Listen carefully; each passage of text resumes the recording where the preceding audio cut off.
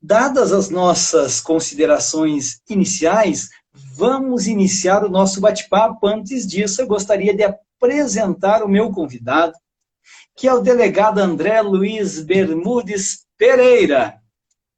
O delegado André é doutorando em gestão do conhecimento na UFSC, é mestre em ciências jurídicas pela Univale, é graduado pela Universidade Federal de Pelotas, tem pós-graduação em ciências penais, também em formação do magistério superior, é professor em várias universidades, é coordenador do curso de pós-graduação em gestão de segurança pública e investigação criminal aplicada na Cadepol de Santa Catarina, e é, dentre outros, autor desta obra que nós iremos sortear logo após esse bate-papo. Eu dei uma olhada há pouco, já nós temos 191 comentários. Então, quem ainda não fez seu comentário para participar do sorteio que será posteriormente feito, corre lá, faz então, participa, está lá aqui no meu Instagram, aqui, na verdade, no feed, vai lá e participa, porque nós fecharemos essa live e eu darei mais uns 10 minutinhos para aqueles que ainda não se cadastraram, ok? A Clécia diz que já tem o livro, tá bom, mas concorre mais um aí e faz um presente, um ótimo presente, né? Então, o professor, delegado, um caro amigo, uma pessoa muito estudiosa, o delegado André, que é autor dessa obra maravilhosa aqui, né? Hoje falará sobre a investigação criminal orientada pela teoria dos jogos. Digo, eu estou aqui na leitura, estou adorando o livro, e, meu caro, seja bem-vindo, a palavra é sua para as suas apresentação. Ô, meu querido, eu agradeço demais o convite.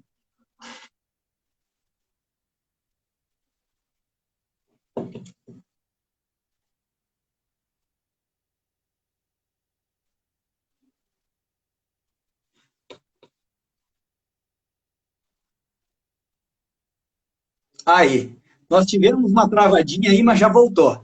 Ah, que bom, então tá. Então, obrigado pelo convite, eu estou muito contente da gente poder conversar, né? A gente acaba conversando, professor, sempre nos corredores da academia de polícia, sempre.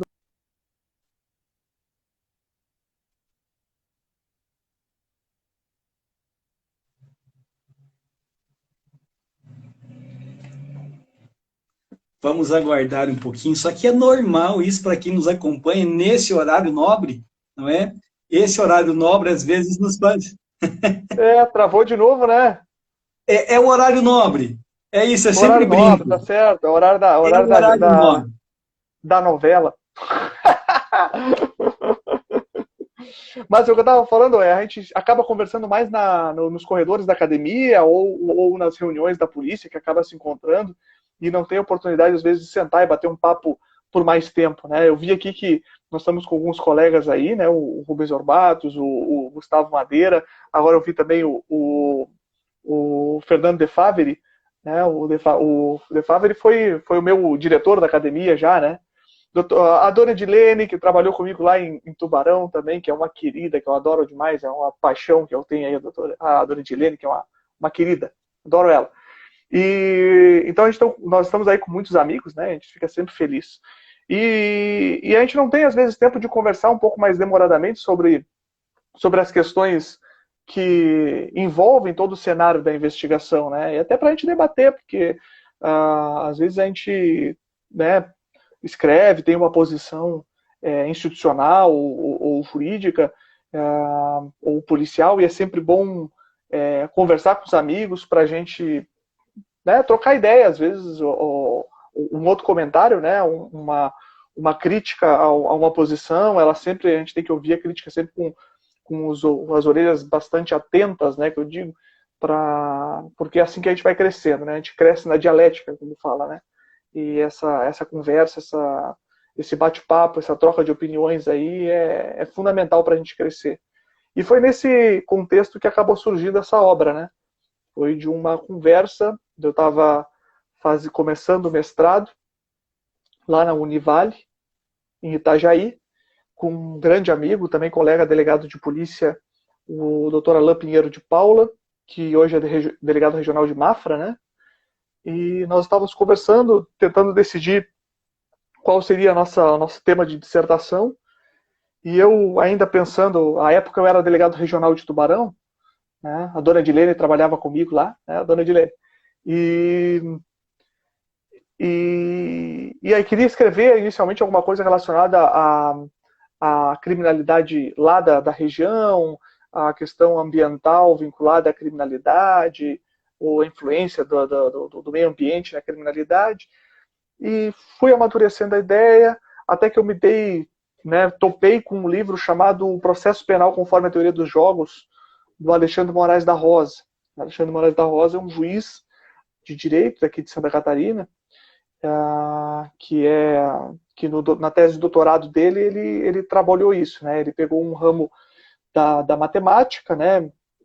Misturou lá com uma análise econômica do direito e trouxe para o processo penal, para fazer essa ponte, né, entre a análise econômica do direito, a economia, a matemática e o processo penal. E é encantador, assim, o livro é fantástico, na verdade, né? E eu terminei de ler o livro e disse, é um livro grande, é um livro, né, gigantesco. Né? Eu tenho aqui, não, aqui porque está com um colega que está utilizando na dissertação dele, eu utilizei muito na minha dissertação também, e o colega está lá utilizando, colega delegado que está aqui no mestrado, está utilizando o livro, mas é excepcional mesmo. É excepcional e denso, né? E ele não trabalha só com questões jurídicas, justamente a proposta é essa interdisciplinariedade, né?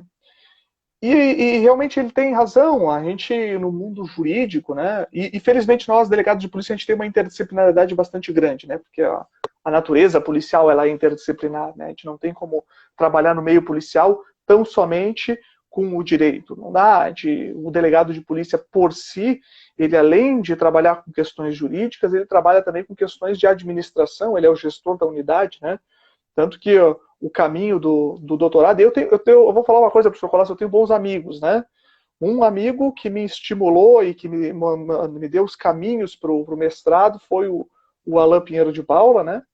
E um outro amigão que eu tenho, que me estimulou e disse, vamos junto, nós vamos fazer isso junto, para fazer o doutorado em gestão, foi o Gustavo Madeira, né? Ele que me deu todo o suporte, assim, né? Ele que disse, não, vamos lá, nós vamos se inscrever para o processo seletivo do doutorado, a matéria é essa, nós vamos estudar juntos, nós vamos fazer essa prova juntos. Então eu tenho um agradecimento muito grande ao Gustavo, que foi também São gente que boníssima ambos. São gente boníssima ambos. O Alain nos premiou com uma palestra, eu trouxe aqui num seminário já, né? E o Gustavo conhecia e conversei com ele há poucos dias, mas também pessoa boníssima, me recebeu, como eu falei, um lorde, ambos. Ele é. E aí foi assim que eu acabei entrando também no doutorado, com essa provocação do Gustavo, disse, nós vamos fazer juntos, e vamos junto, e tu não vai ficar para trás, e vamos lá. Então, essa interdisciplinaridade da teoria dos jogos, ela é muito bacana, né? Ela é muito interessante. Deixa eu fazer uma parte aqui, professor, porque eu vi que o meu pai acabou de entrar nessa live, né? O meu pai e o meu irmão. Os dois estão lá em Brasília agora, né? A minha cunhada também, a Faninha, entrou também. Sejam todos a família participando, ajudando. Um beijo para eles que estão lá em Brasília. Muito bem-vindos. Minha mãe também deve estar vendo aí, deve estar fazendo print de tela, mandando para as parentes, tudo. É uma festa. Isso é muito bom. E aí, nesse processo, é legal. E aí, nesse processo de terminar de ler esse livro, eu disse, não, mas para isso aqui tem tudo a ver com a investigação criminal. Porque a investigação criminal, ela é essa interdisciplinariedade, ela é dinâmica, ela tem toda essa relação. Então, eu senti, assim, que, claro, o livro do Dr. Alexandre, ele é bastante voltado, claro, para o métier dele, que é a ação penal, né? E disse, poxa, mas claro que não ficou uma lacuna, quem sou eu para dizer que o doutor Alexandre deixou uma lacuna, pelo amor de Deus, né? Mas eu pensei, poxa, tem mais coisa que dá para explorar dentro da investigação criminal via teoria dos jogos. E aí um dia eu encontrei essa é a minha mãe, viu, gente, que aí escreveu agora embaixo, é linda, viu? Tá vendo? Essa é a minha mãe, né? Mãe faz isso com a gente, Legal, né? Faz legal. Meus né? parabéns, seja bem-vinda, a dona Clarice. Isso Seja aí, isso bem-vinda. aí. E aí, meu caro, eu disse o seguinte, olha, eu tinha que definir o orientador e tudo mais, e eu passei um dia no corredor por ele, olhei e disse, doutor Alexandre, dá licença, professor, eu quero escrever sobre teoria dos jogos, da investigação, e ele ficou me olhando com uma cara meio desconfiada, disse, eu sou delegado de polícia. Aí ele ficou um pouco mais desconfiado ainda, né? Porque às É, vezes se tem, né, se tem aquela mentalidade, não, delegado de polícia é aquele, né? E aí eu exato. fui lá, conversei com ele, expliquei as minhas ideias para ele, o que eu pretendia, como é que eu pensava o direito, como é que eu pensava a instituição, como é que eu pensava a polícia civil. Ele disse, não, eu vou...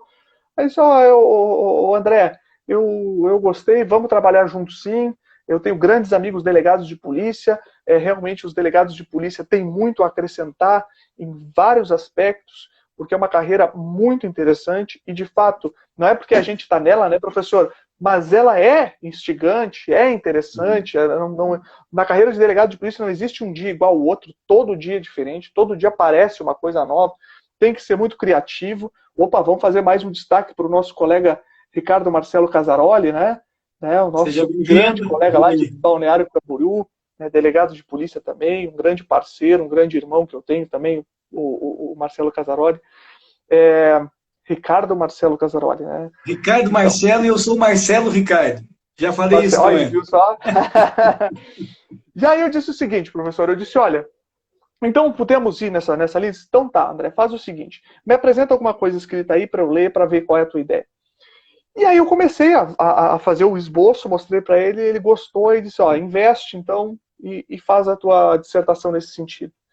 Concluí a dissertação, terminei a dissertação, apresentei, aí ele me chamou no final da apresentação, da banca, né, e disse, André, essa tua dissertação ela é muito boa, né, e eu acho que vale a pena tu fazer as adaptações necessárias, né, tirar um excesso como é que eu falo assim, do formalismo acadêmico, né, que se tem, Acadêmico. né, aquela questão toda de metodologia, explicando a metodologia.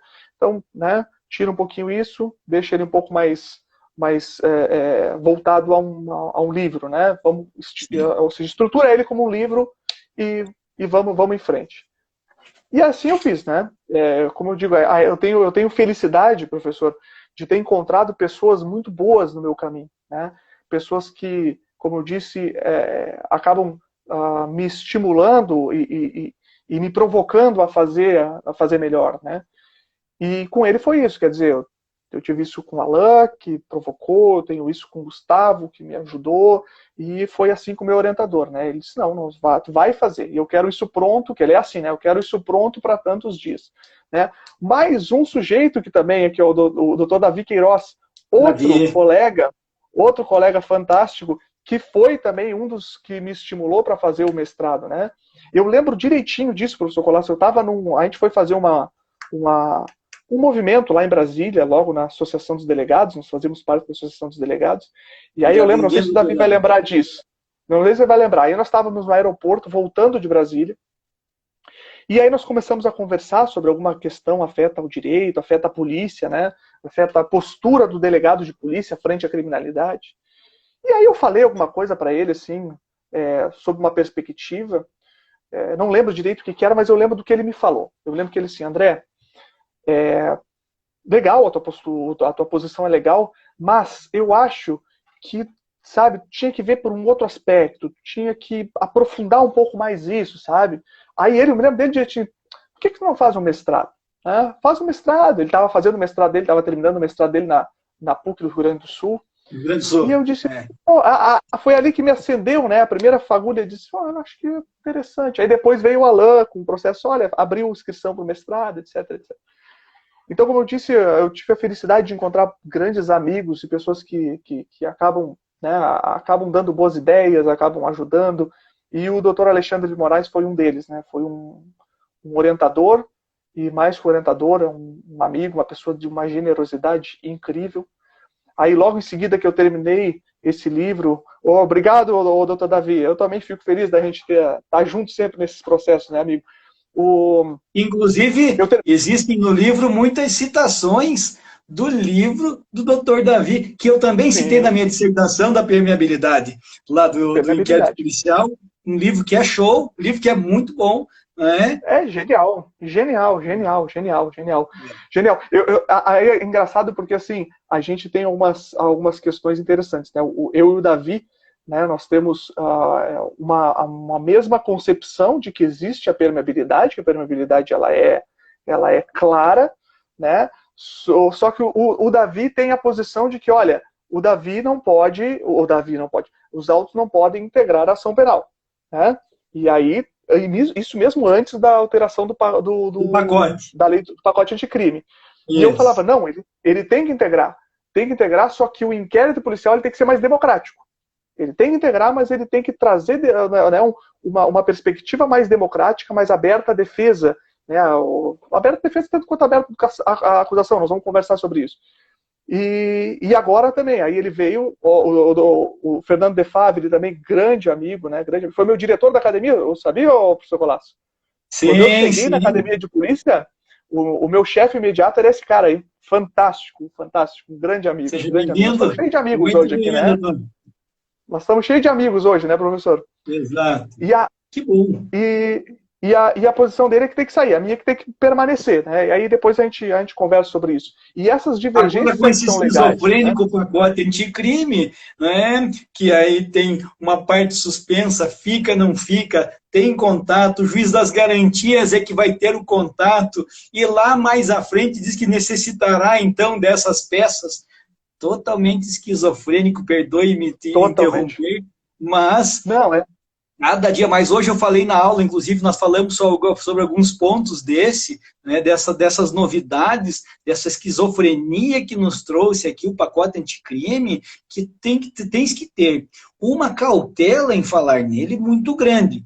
Né, porque parece assim que foram alguns amigos que decidiram, cada um escreve um pouco. É como foi a nossa Constituição de 88, né, quando nós lemos o livro lá do Saulo, né, o livro o Advogado, Saulo Rodrigues, salvo engano, ele fala muito bem disso. Cada um elaborou um pedaço, vamos juntar tudo aqui. Opa, e agora conflita, não é? Como faremos? Assim foi o nosso pacote anticrime. É verdade, e na verdade assim está sendo o inquérito, o processo penal, né?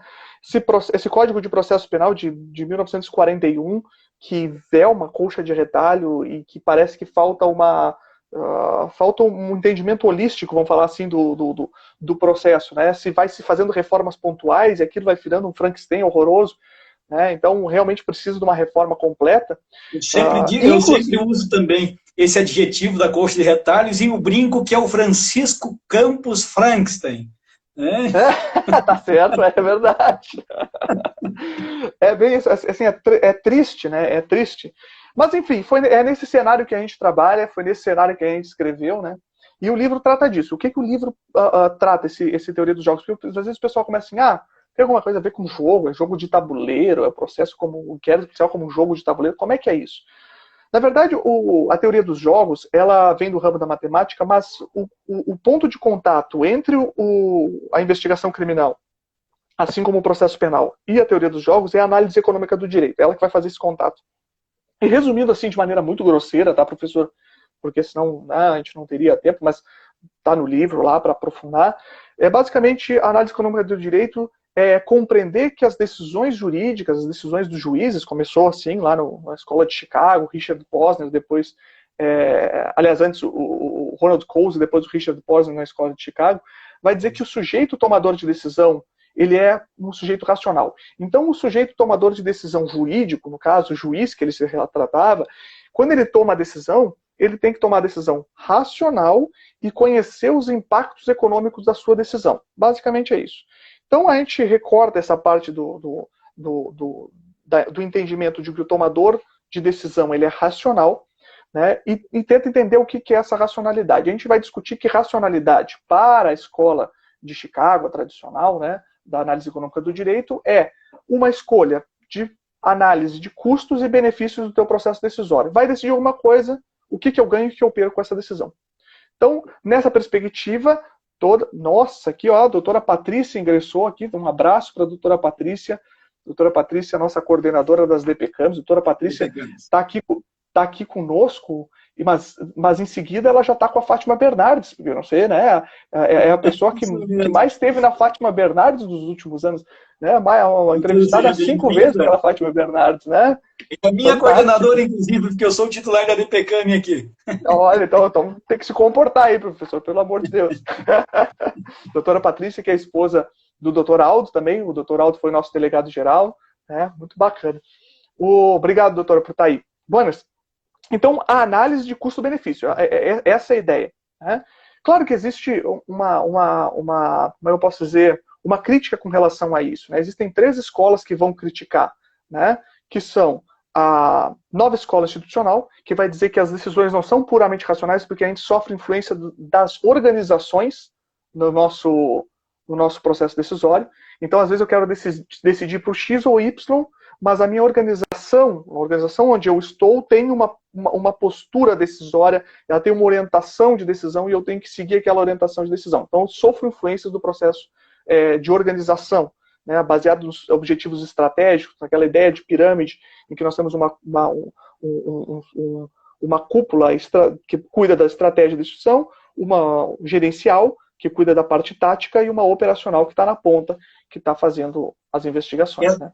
Essa influência exógena ainda, e não como lá tratamos da permeabilidade, daquela endógena do próprio agente investigador, né, professor? Perfeito, temos isso também, é uma outra crítica de uma outra escola chamada Behavior Law and Economics.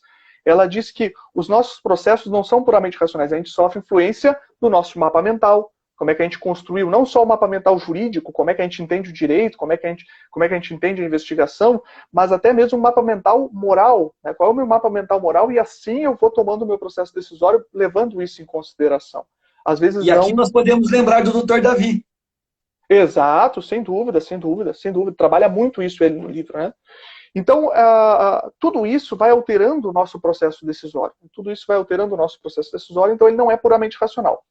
Mas ainda assim, nós temos uma grande atuação planejada, estratégica e racional. Então, embora tenhamos influências, a gente tem que saber que existem heurísticas e vieses que vão conduzir muitas vezes o nosso processo decisório, ainda que saindo um pouco da racionalidade. Vou dar um exemplo, né? Eu estou mal de dinheiro, mas eu estou me sentindo muito mal naquele dia, estou me sentindo para baixo, vou num shopping, gasto um monte de dinheiro comprando um monte de coisa que eu queria. Aquilo me dá um efeito dopamina, eu me sinto bem. Se eu fosse ser puramente racional, eu não compraria.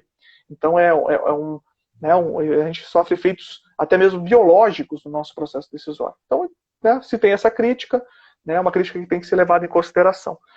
E aí, claro que eles vinham discutindo no processo penal, conforme a teoria dos jogos do Dr. Alexandre, isso é voltado para o processo penal. E aí eu disse, mas para aí, na investigação criminal nós temos um agente tomador de decisão que vai ter uma condução da investigação que vai ter um impacto gigantesco por conta da permeabilidade ali do Dr. Davi. Né?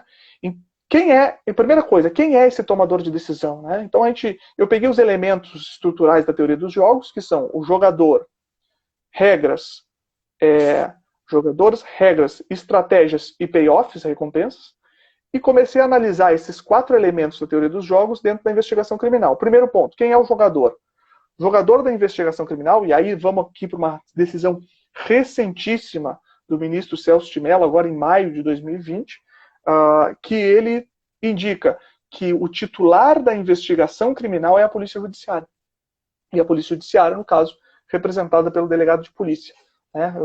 A Polícia Judiciária é a titular da investigação criminal. Assim como o Ministério Público é o titular da ação penal, a Polícia Judiciária é a titular da investigação criminal. Então, esse é o cenário. Quem é o jogador na investigação criminal? O jogador na investigação criminal, em regra, é o delegado de polícia, que tem outros jogadores também, que vão influenciar o seu processo decisório. Exemplo, Qual é a importância de conhecer, muitas vezes, o agente de polícia que trabalha ao lado do delegado de polícia? Saber como é que ele pensa, como é que ele age, como é que pensa o escrivão de polícia, porque esses personagens da investigação vão influenciar o processo decisório do delegado de polícia. Ora, se eu tenho confiança na minha equipe, o que eles vão me trazer de informação, eu vou levar bastante em consideração. Então, também é importante mapear esse cara. Então, mapear o delegado de polícia, vamos falar assim, saber como é que o delegado de polícia pensa, já vai dar um tom de como é que a investigação vai caminhar. Então, eu preciso conhecer os jogadores. Eu preciso conhecer bem quem é o jogador. Isso é interessante para quem está na advocacia, que tem um cliente que está sendo investigado. Opa, quem é o delegado? Como é que ele pensa? Como é que ele age? Ele aplica o princípio da insignificância? Ele não aplica. O meu conduzido foi... O meu cliente, eu sou advogado, meu cliente foi conduzido para a delegacia por um furto de um salame. Aconteceu agora, essa semana, com o Dr. Davi, né? Conduzido por um furto do salame. Quem é o delegado que vai receber essa ocorrência? Ele aplica o princípio da insignificância já na hora, deixa de lavrar o auto de prisão flagrante, ou ele lavra o auto de prisão flagrante e deixa para o juiz decidir isso? Porque vai ter essa resposta de acordo com o mapa mental desse delegado de polícia. De acordo com o mapa mental desse delegado de polícia. Eu vou contar que existe um caso, eu dividi a delegacia com um colega, delegado de polícia, e aí uma semana eu atendia as ocorrências flagranciais, a outra semana ele atendia as ocorrências. Eu aplicava o princípio da insignificância. Né? Havia condução, eu entendia que era insignificante, eu tomava os depoimentos, tomava tudo, né? Fazia a instrução e liberava a pessoa, não segregava o conduzido. O meu colega entendia diferente, ele entendia que ele tinha que fazer a prisão e essa análise não cabia a ele, cabia ao judiciário. Né? Então, numa semana, se o sujeito fosse conduzido por um furto, né, de um bem insignificante, ele não seria preso. Na outra semana, ele seria preso. Simplesmente pelo mapa mental do tomador de decisão, que é o delegado de polícia. Quinta e sexta turma da STJ, basicamente. Tá aí, viu? Então, nós temos aí os jogadores, que é importante conhecer, né? Conhecer os jogadores. Segundo, regras do jogo. O pessoal se preocupa muito, e principalmente os advogados e promotores, eles se preocupam muito com a fase judicial e esquecem que na fase extrajudicial, essa fase preliminar que antecipa a ação penal, ela que dá todo o tom para a ação penal. Eu digo que ela monta o plot point do Ministério Público. O Ministério Público formula sua denúncia com base no que a Polícia Judiciária apresentou. Então, nós entregamos para o furto uma caixa com 3 giletes. Quem foi esse aqui? Doutora Patrícia. 3 giletes, doutora Patrícia. Isso aí é insignificante, né? Eu tive semana passada um caso em que a pessoa saiu com uma barra de chocolate e mais algumas pastilhas que no total não suplantavam a R$10 também, né? Conduzido até a delegacia. Enfim, nós temos aqui também essas diferenciações, mas sabe o que eu acho muito importante é que todas essas decisões, sejam elas nesse momento de ratificar ou não aquela prisão, que sejam sempre bem fundamentadas. É essa sempre a nossa... Exatamente. A minha preocupação em especial, e só deixa eu pegar um gancho aqui, porque eu lembro e vejo e gosto muito de ler também o Dr. Alexandre de Moraes da Rosa. Inclusive estou acompanhando o Criminal Player, o seu Criminal Player, já ouvi lá o seu podcast. Né? Que legal. Muito legal também. Mas eu acho interessante que ele fala que o palco do processo, na verdade, se alterou. Ele se alterou e muitos agora estão, então, tendo podemos dizer, esta visão da importância do inquérito, porque esse princípio da dispensabilidade do inquérito, nós sabemos que é uma grande falácia. Nós sabemos que a grande maioria, se não a totalidade das denúncias, elas têm base no inquérito. E por muito tempo os advogados causídicos deixaram de lado isso, de lado o inquérito e preocupavam-se com a ação penal. Entretanto, eu sempre digo que com a qualidade que os delegados foram tomando, uma qualidade de sempre, de táticas, de técnicas efetivas de investigação e também de conhecimento jurídico, fechou-se cada vez mais a porta aos advogados lá no processo. Então, agora eles estão voltando, dando um passo atrás, observando essa mudança do palco do processo e olhando um pouco mais para essa investigação. Eis que Perfeito. ali eles podem jogar, eles podem barganhar, a depender Exato. de quem lá está, daquele jogador. Exato. E o colega falou uma coisa fantástica. Essa alteração só é ainda mais reforçada por conta do acordo de não persecução criminal. O acordo de não persecução criminal é aquele acordo que o Ministério Público vai fazer em caso de confissão do sujeito, né? E que ele vai negociar, né, as medidas de restrição, as medidas ali relacionadas à aceitação ou não do acordo de não persecução criminal, com base no que foi produzido na investigação criminal. Então, o palco da negociação é com base no inquérito policial. Então, olha a força que ganhou, né, a fase preliminar, ela ganhou muita força. Né? Dá mais um abraço no Dr.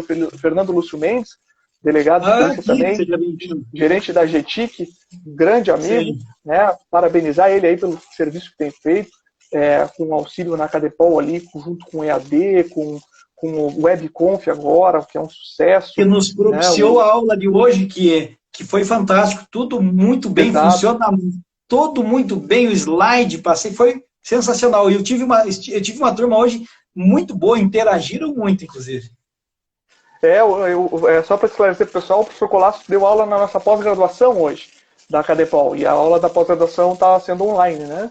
Então, essa consciência que tem que ter, professor, da força que o inquérito policial tem, da força, como eu posso dizer assim, da importância, perdão, que esses protagonistas que antes eram da ação penal estão olhando e dizendo, opa, mas para aí, o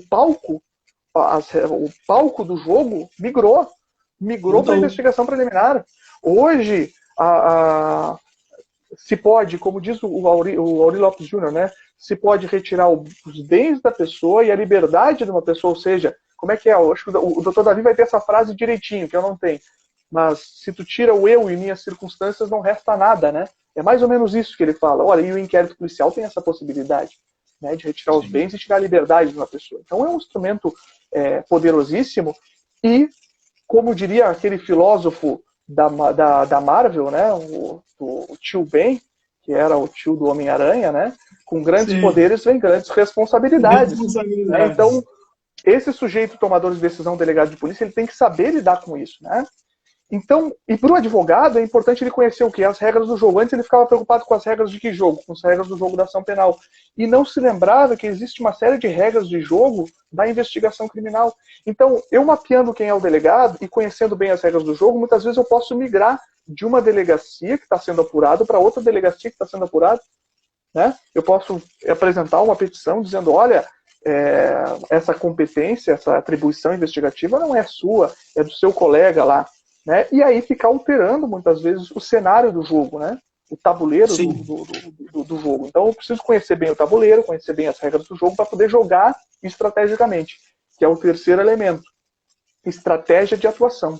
A estratégia de atuação na investigação criminal tem que se levar em consideração todas as características, inclusive de temperatura e pressão.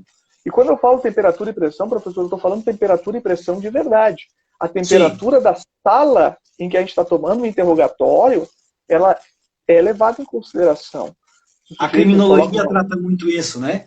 A criminologia, existe um ramo específico, inclusive, para tratar dessas condições climáticas e a sua influência no crime e no ânimo das pessoas. Perfeito. Vamos pegar aqui. Existem dois protocolos de entrevista e interrogatório, né, famosos no mundo. O protocolo Reed e o protocolo Peace. O protocolo Reed é o protocolo americano, né, que a gente aprendeu com o FBI. Eu tive a felicidade de ter participado de um curso com o FBI aqui em Santa Catarina. Eles vieram para cada um curso de entrevista e interrogatório e eu fui feliz de participar dessa capacitação. E o protocolo deles é basicamente trabalhar com a instabilidade emocional, verificar comportamento não verbal do sujeito, se ele cruza o braço, se ele olha para o lado, e dar caminhos de estímulo para a confissão. Esse é o protocolo Reed.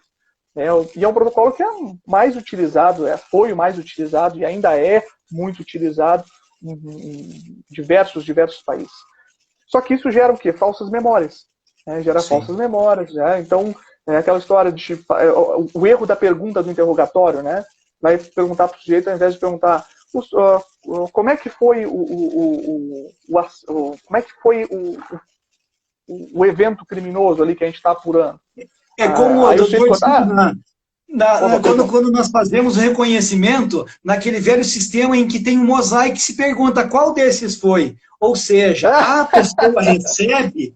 Qual desses? A pessoa recebe a informação assim, eu tenho que apontar um deles. E Tem que nós apontar um sabemos que deles. modernamente não se faz mais isso. Se destaca uma foto, a outra, veja se é algum desses. Agora, Exatamente. veja como a frase é impositiva ao dizer a testemunha qual desses ela está recebendo aquilo como uma obrigatoriedade de apontar alguém. Né? Exatamente. E muda todo o cenário, né, professor? Muda totalmente.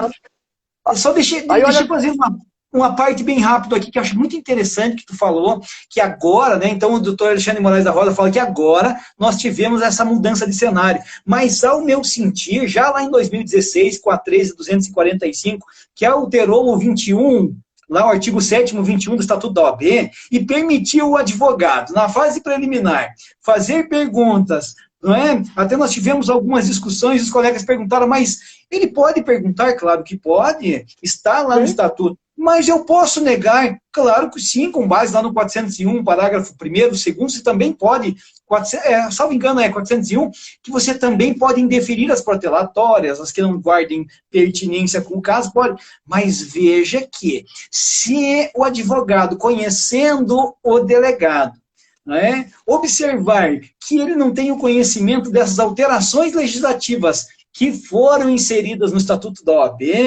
será ele já um grande ganho na investigação que pode, de repente, alterar totalmente a sistemática. Aí já começa aquilo que o senhor muito bem pontuou, né, que é essa alteração no modo de ver a investigação e o conhecimento do jogador. Exato.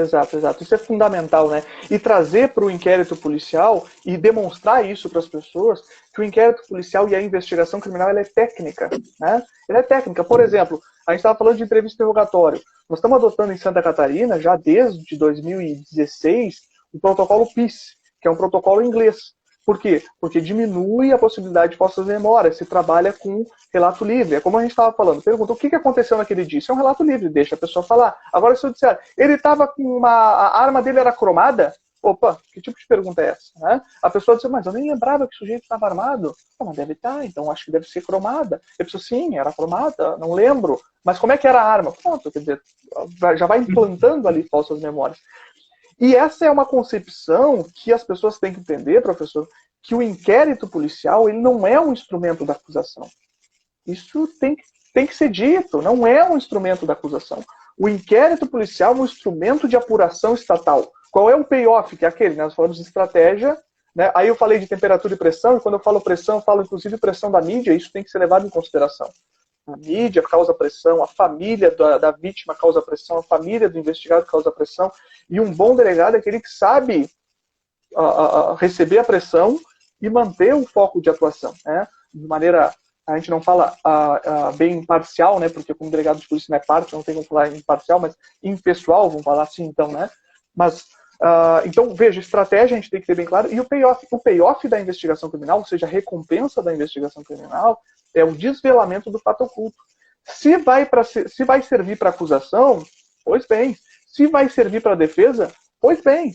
O nosso interesse é, uma vez definido que existe um fato criminoso, apurar o fato criminoso, tentar trazer aos autos toda a prova da materialidade, indícios de autoria e suas circunstâncias. Ou seja, responder o que a gente chama de epitâmetro de Quintiliano. O que, quem, quando, onde, por quê, de que modo e com que auxílio. Eu preciso responder essas 7 perguntas na investigação criminal. Então, investigação criminal não é algo simples que qualquer um pode fazer. Tem que ter planejamento estratégico. Então, por exemplo, se eu vou começar uma investigação, eu tenho que analisar na minha delegacia se eu tenho perna para alcançar uma investigação. Vamos supor que eu tenho uma notícia de um crime e que tem a ver com estelionato, e daqui a pouco eu começo a analisar e percebo que tem um ramo no Rio Grande do Sul, um ramo no Paraná e um pedaço no Amazonas. A minha delegacia, na minha estrutura, tem condições de abarcar essa investigação? Eu posso crescer até onde nessa investigação? Então eu tenho que fazer uma análise que a gente chama de análise SWOT da delegacia. Tenho que analisar as forças, fraquezas, oportunidades e ameaças da minha equipe para poder saber que tipo de investigação eu consigo abraçar.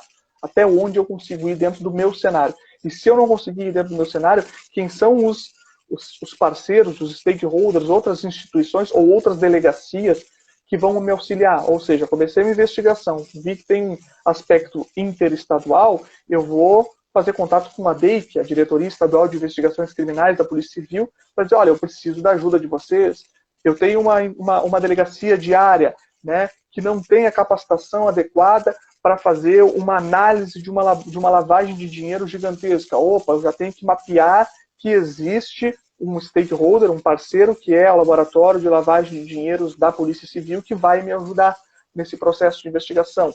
Então, eu tenho que planejar isso. Eu tenho que, uma vez definido, né, a hipótese inicial da investigação, eu tenho que fazer um brainstorm ali para descobrir quantas diligências eu poderia fazer e tirar aquelas que eu não tenho capacidade de fazer por conta dessa análise de SWOT, análise de cenário. Eu tenho que verificar, uma vez identificando quais são as diligências possíveis, eu tenho que verificar qual que eu vou fazer primeiro, que eu vou fazer depois. Então eu tenho que traçar uma estratégia de priorização das minhas diligências, né, que é através de uma plataforma GUT, gravidade, urgência e tendência da medida.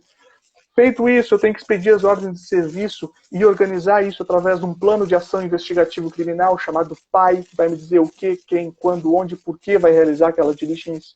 Né? Mapear tudo isso direitinho. Realizada a diligência, eu tenho que fiscalizar numa estratégia PDCA, que é planejar, executar, fiscalizar e corrigir para verificar se a diligência ficou boa ou não.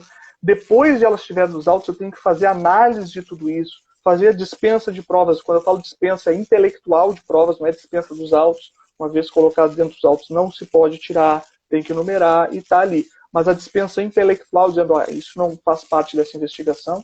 Porque isso é importante deixar claro. A investigação é um quebra-cabeça que caiu do chão, está todo bagunçado, e ali no meio tem peças de outro quebra-cabeça que não tem nada a ver com o que a gente está montando. Mas a gente tem contato com essas peças novas, e a gente está montando o quebra-cabeça, e às vezes aquela peça não encaixa. E não encaixa porque não é daquela investigação, porque não se refere àqueles fatos, mas veio aos autos. Então eu tenho que fazer esse descarte intelectual, dizendo, olha, isso aqui não se refere à investigação. Depois de ter feito tudo isso, aí eu vou analisar, verificar se existe prova da materialidade, indício de autoria, e se confirmou a minha hipótese inicial. Se confirmou a minha hipótese inicial, maravilha, diligências complementares, relatório final, acabou a investigação. Se eu não confirmei a minha hipótese inicial, eu tenho que retornar, firmar uma nova hipótese inicial, identificar novos vazios de informação e refazer tudo de novo, do que a gente chama de ciclo de esforço investigativo criminal. Tudo isso, gente, não foi uma coisa inventada, né? Isso aí é literatura, envolve administração, envolve psicologia. Quem trabalha com esse ciclo de esforço investigativo criminal é um delegado da Polícia Federal chamado Adriano Mendes Barbosa. A questão do método hipotético dedutivo, o método abdutivo, quem trabalha é o Eliomar da Silva Pereira. Né? E tudo isso, professor, tem que ser levado em consideração sobre um aspecto também interessante da teoria dos jogos, que é o efeito borboleta. Um pequeno ato pode ensejar um grande problema lá na frente. Né? Um pequeno ato mal pensado vai ensejar um grande problema lá na frente. Então veja como tudo tem que ser muito racional e como tudo influencia. Se eu tenho um delegado diligencioso, ocorreu um homicídio, o delegado com a equipe foi lá, está planejado, está estruturada a investigação, eu tenho uma consequência de informação, eu tenho um tipo de informação que vai levar a um tipo de inquérito policial e um tipo de resultado.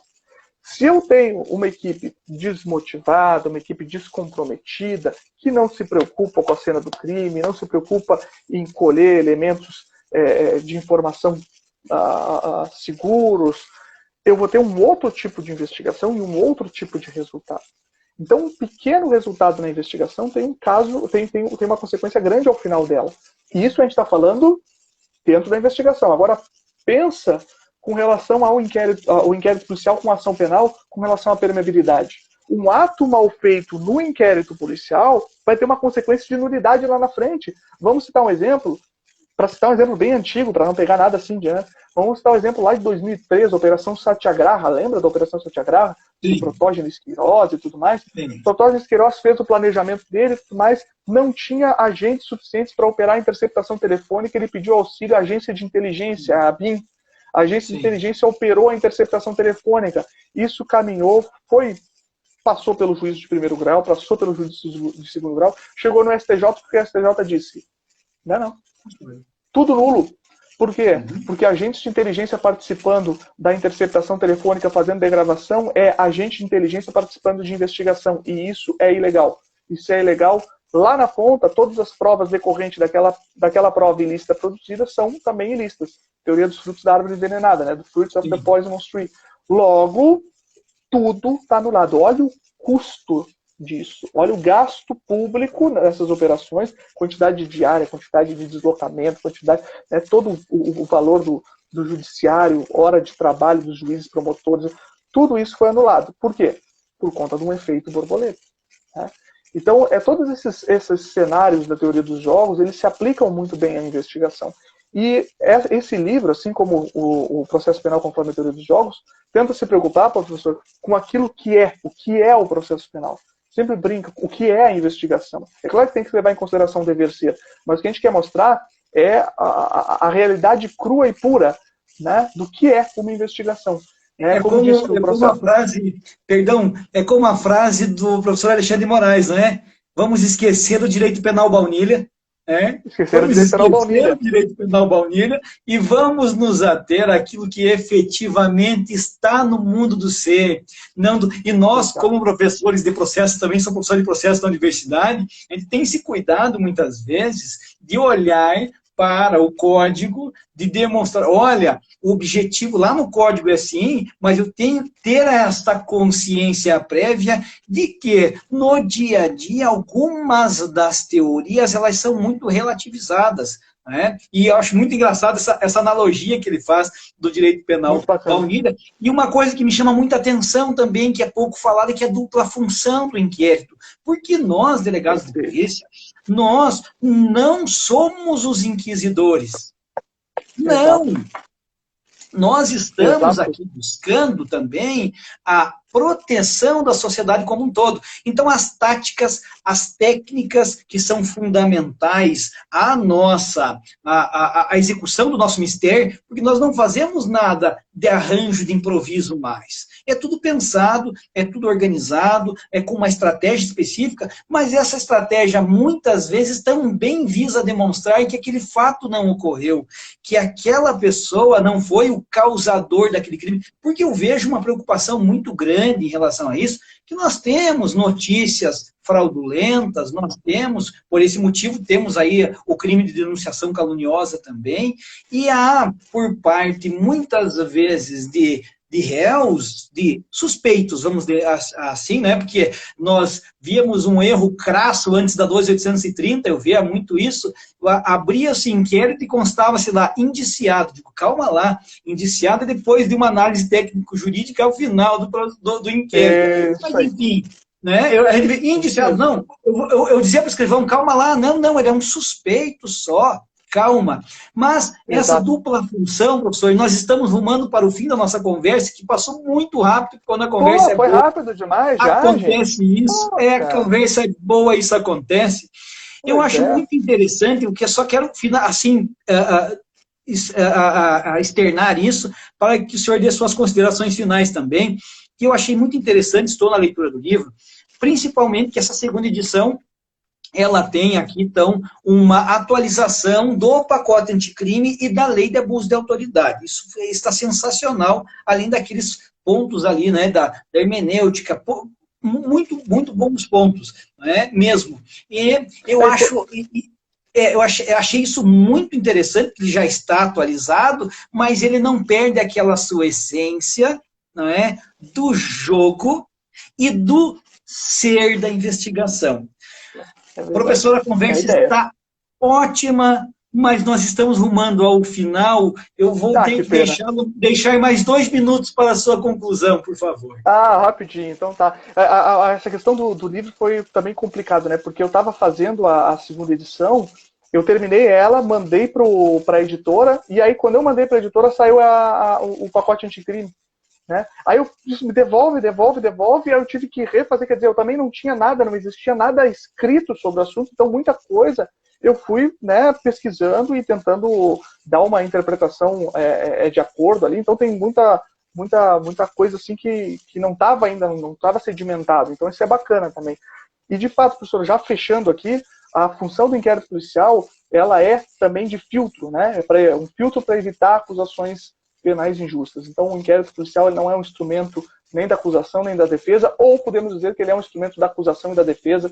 Nosso interesse aqui é desvelar o fato oculto, é desvelar o crime ocorrido, se é que ele ocorreu, se é que existiu um crime. Nós estamos aí para descobrir a verdade, não a verdade real, porque ela não existe, mas a verdade possível.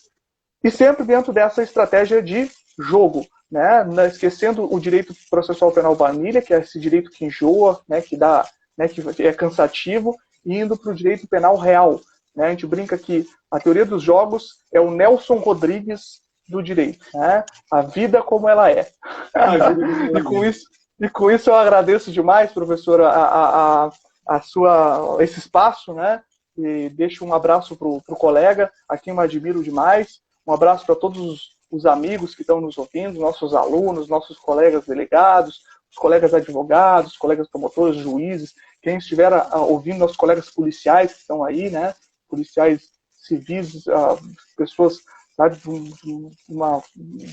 uma maravilha assim trabalhar com um policial civil que sabe investigar, um cara que é aguerrido naquilo que faz, porque o tira tem uma coisa fantástica, né? Que é aquele conhecimento implícito, aquele conhecimento já arraigado que a gente chama de tirocínio, né? O cara que vem, às vezes, com uma sacada de investigação que tu fica assim, cara, de onde é que ele tirou isso? Que genial! Então, assim, a gente aprende muito com esse pessoal, né? O pessoal da polícia. Trabalhar na polícia é uma maravilha, gente. É uma alegria sem fim. Muito obrigado. Exato, professor, meu caro professor, meu caro amigo. A recíproca é verdadeira, eu admiro muito, conheço o seu trabalho, acompanho o seu trabalho há algum tempo já, e já disse, e vou repetir aqui, que é muito importante que nós tenhamos pensadores e pessoas que se importam efetivamente com a investigação. Um grande abraço, lembrando a todos que daqui a pouquinho, em 10 minutos, eu abro uma nova live para fazer o sorteio dos 2 livros. Professor, foi um prazer imenso, o convite para uma próxima já fica, ok? Opa, estou à disposição. Já fica o convite para uma próxima live, tá? Um grande abraço a todos e até daqui a pouquinho mais, tá?